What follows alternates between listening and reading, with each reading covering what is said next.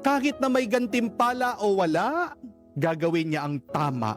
Amen? Ang maunlad na pag-iisip, kinatutuwa niya. Ang mature na tao, kinatutuwa niya, ginagawa niya yung mabuti. Doon siya nakakakita ng tuwa at saya. Dahil ang paggawa ng mabuti, kahit walang kapalit, ang tawag natin diyan ay kabanalan. At ito po ang paanyaya ng ating Panginoong Jesucristo sa atin ngayon. Sabi ni Jesus, when you have done all that you have been commanded, say, we are unworthy servants. We have done only our duty. Parang ang hirap po nun, no?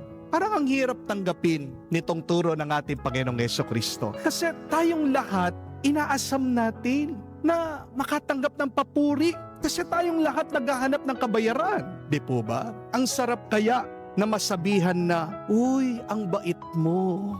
Ang galing mo naman. Ang ganda mo. Salamat ha do sa tulong mo. Sino bang ayaw na makarinig ng mga salitang iyon? Lalong-lalo na po ngayon sa panahon natin ng social media. Nabubuhay tayo sa approval ng iba. Natutuwa tayo kapag marami yung mga nagla-like sa post natin, nag-view, nag-share, nagko-comment.